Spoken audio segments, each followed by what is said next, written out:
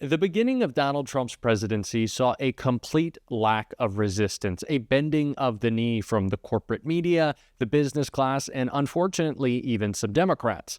But that has quickly changed. Those Democrats who thought that they could work with Trump have realized, as they should have long ago, that he wants to be the dictator that he promised he would be. And Democrats are now more unified than ever, not only in their protests, not only in their common message, but in finding ways legislatively to destroy Donald Trump's agenda, to stifle him, to prevent him from attacking our democracy any further. And one Democrat who has been maybe the best at that came out tonight and announced part of that plan. It was Jasmine Crockett sticking the dagger in Donald Trump's plan, really the knockout blow to the entire GOP, and we are going to get into all of that. But before we do, if I could quickly ask you to leave a like on this video, and if you haven't already and you enjoy our channel, to hit that subscribe button. It goes a long way, and it really does mean a lot to me. Now let's get into what Jasmine Crockett had to say about stopping Donald Trump's agenda. Joining me now at the table is Democratic Congressman Jasmine Crockett of Texas and the newly elected Vice Chair of the Democratic National Committee, Malcolm Kenyatta. And I really wanted to talk to you two today because I think a lot of people out there are like, what are Democrats doing? What can we get excited about? We need some fire in the belly. You both have fire in the belly. So thank you for being here. Congressman, let me start with you. What do you think? There's this question about what leverage, and you have to be really creative. There's only so much leverage, different kinds of leverage you can use in the minority. What do you think about this notion of threatening a government shutdown, and how far do you think it should go? Yeah, so I don't think that this is really a threat of a government shutdown. Here's the reality. They believe that they have a mandate. They believe that this little itty-bitty win that they had, where this is a slimmer majority in the House than they had when I swore in, they believe winning over the Senate, they believe winning the White House, that they have a mandate. And listen, my policies don't align with that mandate. So if you believe that this is what the American people want, then get it done. All of y'all, because y'all have a Trump trifecta. But don't come to us for me to do things like tear my community apart by making sure that we get rid of the Department of Education, by making sure that Elon Musk somehow and his little cronies, and just to be clear, if you're talking about, somebody sent me a meme today and it said, if Elon Musk was really serious about cutting out waste, then why wouldn't he go get a bunch of accountants? Instead, he went and got computer programmers. That tells you what this is. It's a nefarious thing that they're up to. And we know that we are probably going to have difficulty with them complying with the law. But right now, we know that in the House, they're going to have 217 to 215. What that means for everybody sitting at home is that they literally cannot lose one vote. So go be great. Go be great. So I ask about the government shut. You're right. There's no up or down vote should we shut the government down, as people are talking about this, so to be totally clear. But I think it is one of those things with that narrow vote where Democrats don't have to give in to what they don't agree to, right? So I guess should it be a point of leverage for all the things you're talking about? I mean, it's the only way that we were able to govern at all in the 118th. Now, granted, there are those, or 117th. Most people argue, listen, y'all weren't getting anything done. And we know that it was the most unproductive session that we've ever had. But when we look at things like the continuing resolution, where we were trying to continue to keep the government open until March 14th, this next deadline, we know that Elon sent out a tweet. And all of a sudden, an agreement that was made by duly elected folk in the House and the Senate, as well as the duly elected president, all of a sudden went up in smoke. And so we can't govern that way. And so there's a lack of trust. I mean, you know this. Obviously, we both came from the state house. We know that the only thing that we have that is considered currency when you are a lawmaker. When you give your word, right? Is your word. When you give your word. And I will say, state legislators make the best legislators while they end up in Congress. Well, there you go. You have an announcement for us today? I'm just kidding. I do not. My announcement is I'm vice chair of the Democratic Party. And let me ask you about that, because, and I mentioned this because I think it's important for people to understand, like, what levers of power you have and what you don't, right? And obviously, people out there watching, they can put Democrats in charge of the House in November. We'll see. But we're going to do that, by the way. Yeah, there you go. Well, you're the vice chair of the party. You're also a state legislator. When you're seeing what's happening in Washington, what do you wish was happening here? What leverage do you wish Democrats were using? Well, you know what? I think it's really, important that we're both here today because, the DNC has a really critical role. Politics, everything in politics is about math. Congresswoman Crockett is talking about the math to keep the government open and to continue to fund critical operations. What we're focused on at the DNC is the math of making Hakeem Jeffries the next Speaker of the House.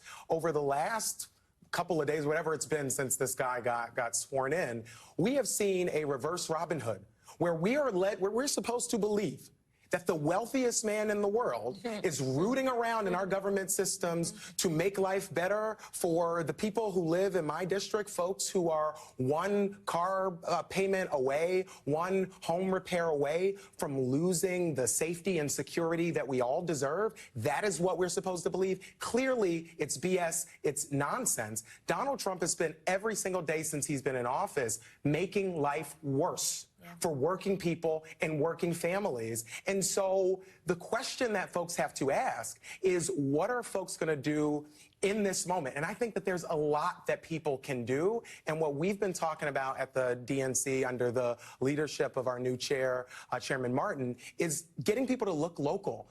There's people who want to tell you, and it's a big part of their strategy, to get you so worn out, so worn down, to say, hey, if you go to that local protest, what the hell does that matter? If you call your member of Congress, that doesn't make an impact.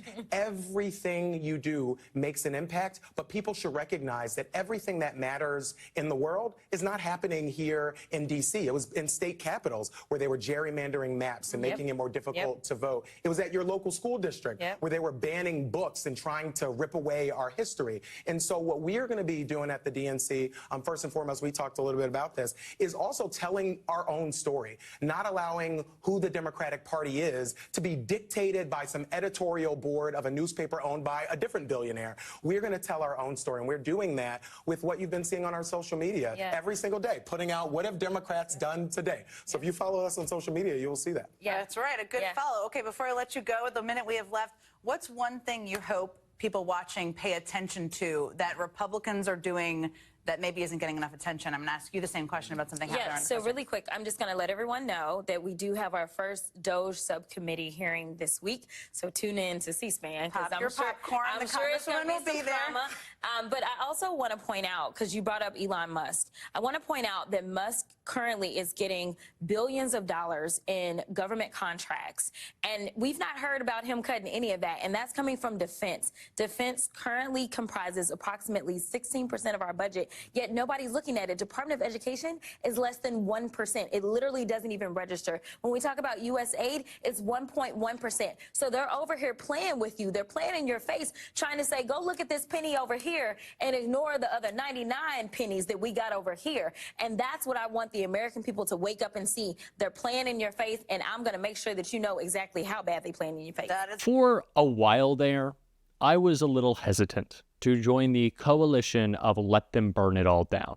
Now, I don't think let them burn it all down applies to the Department of Education, USAID, Donald Trump's attacks on the IRS, Donald Trump's stupid trade wars with our allies. No, I don't think he should be able to do that just so we can say, look how Donald Trump failed you. But if a MAGA Congress is unable to pass a budget, if a MAGA Congress on their own with their majorities cannot fund the government, if a MAGA Congress is incapable of doing their jobs, a job which will be performed, which will be rated based on its performance 2 years from now during the midterm, sure, let's let them fail. Let's let the American people see that they are the failures. We know they are. We do not need to bail them out. If they can't fund the government, if it's going to collapse again on their watch because Donald Trump is so incompetent, because Mike Johnson can't put his coalition together, because John Thune doesn't know what he's doing in the Senate either, great. Let it happen. Let it happen. We'll let them fail. I am completely on board with that. I do not want to see people impacted because of these MAGA failures, but honestly, I just really don't know what other way people are going to learn a lesson. A lesson I don't want them to, but sure, if Republicans want to do what they always do and fail, go for it.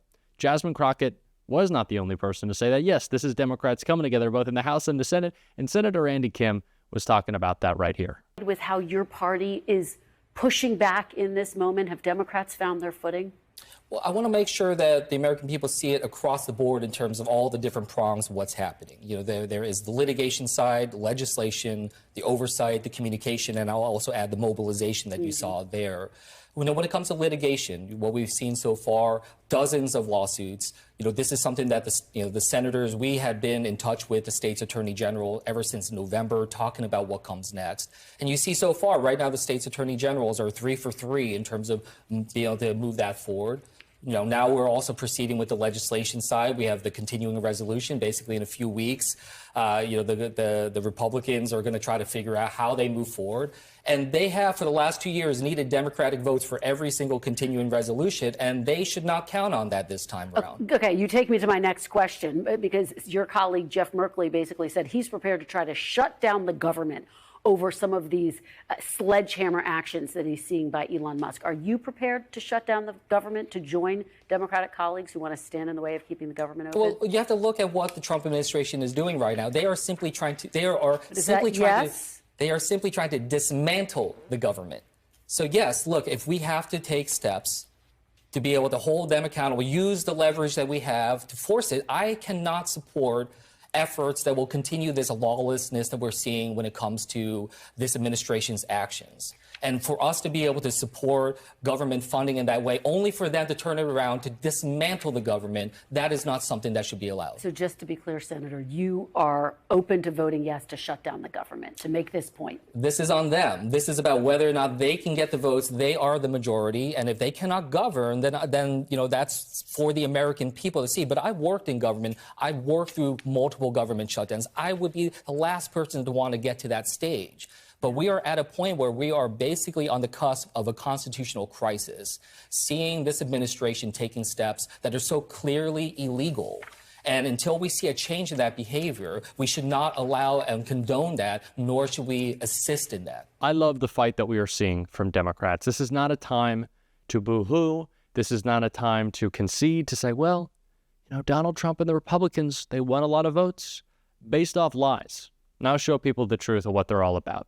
What they're all about is failing. And we're going to be talking about that on this show every single day. And if you want to support that, as always, you can hit that subscribe button. You can leave a like on this video. And if you stuck around to the end, you can drop a blue heart in the comments. And until next time, I'll see you soon.